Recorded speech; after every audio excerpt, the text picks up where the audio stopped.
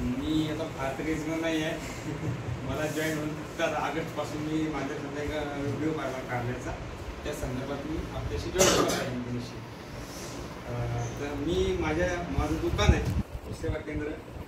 आमच्याकडे पण एक ऑर्गॅनिकच कंपनी आहे, पण ग्रीन लाईटचे रिझल्ट आले जे अक्षरशः डोळ्याने दिसतात.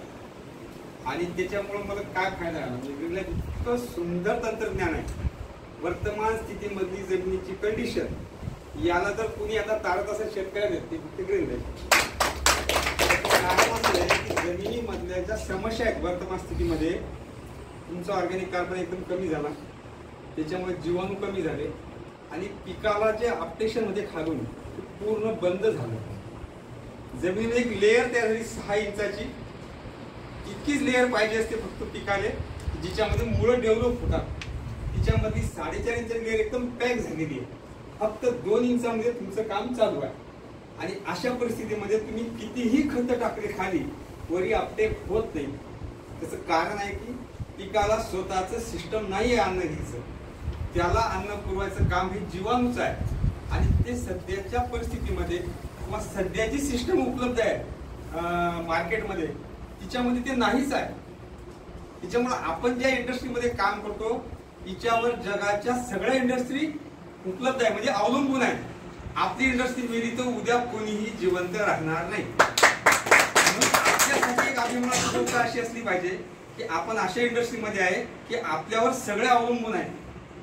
त्याच्यामुळे आपण जिथं काम करतो आणि आपल्या हाती जी टेक्नॉलॉजी आहे ती वर्तमान स्थितीमध्ये जी कंडिशन आहे, शेतकऱ्यांची अवस्था आहे, त्याला हे एकमेव असं काम सुवर्ण संधी मला सापडली. आणि ती मी जेव्हा सांगतो तेव्हा तुम्ही जेव्हा आपण काम करतो ना, आपल्याला वर्तमान स्थितीमधली जमीन, तिच्यामधल्या समस्या आणि त्या का आल्या, त्या दूर करण्याचं काय कारण म्हणजे काय साधन आपल्याकडे आहे, ह्या गोष्टी तुम्हाला माहीत पाहिजे, मला माहीत पाहिजे.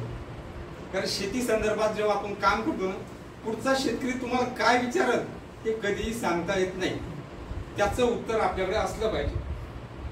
कारण मला जिथं काम करायचं तिथं मी सतत विद्यार्थी म्हणून जर राहिलो तर 100% आपण त्या समस्या त्याला सांगू शकतो. आणि शेती ही आळण्याचं काम राहिलं नाही, तिथं तुम्हाला शिकूनच पुढे जायचंय. मला फक्त शेतीच्या संदर्भात तुम्ही काहीही विचारा, ऑर्गॅनिक मधलं कुठलेही विचारा, मी तुम्हाला सांगेन. परंतु बिझनेस याला जोड आहे हे मला माहित नव्हतं. जेव्हा मी मांजरेकरांच्या संपर्कात आलो तर मला असं कळलं रिझल्ट प्लस पैसे म्हणजे 2 तुमच्या हाती. काय म्हणू त्याला आता, अमृत तुल्य योग ज्याला म्हणतात ना, दुधात साखर काम दूध शर्करा योग, तो जर लाभायचा असेल तो याच्यामध्ये आहे असं मला वाटते.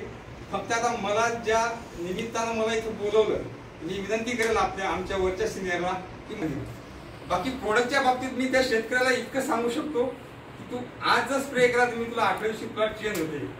आणि अशी टेक्नॉलॉजी तुमच्या हाती आहे ना, मला तर असं दुःख झालं याच्यात आल्यानंतर. 10 वर्षापासून कंपनी बाहेर नेली, मी जिथं काम करतो ना त्या कंपनीवर होत नाही वापस, तरी ती कंपनी बिझनेस करते. हा एक असा तुम्हाला स्टेज भेटलेला आहे. समजा तो शेतकरी विचारत साहेब दुसरा स्प्रे काय, इतकं सुंदर तंत्रज्ञान आपल्या हाती पडलेलं आहे. आणि वर्तमान स्थितीमध्ये जर तुम्हाला कंडिशन माहित असेल जमिनीची तर तुम्ही त्याला बुलेट ट्रेनच्या स्पीडनं पळू शकता. कारण सध्या जमिनीमध्ये अपटेक करायला काहीच राहिलं नाही आणि ते दुरुस्त करायला लागते ऑर्गॅनिक कार्बन. तुम्हाला 4-5 गोष्टी अशा माहीतच असल्या पाहिजे. जे बेसिक आहे शेतीचं याचं ज्ञान असलंच पाहिजे आपल्याकडे. हा तर झाला व्यवसायाचा भाग.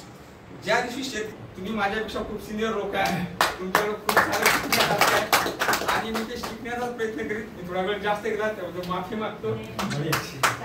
योग्य दिलं.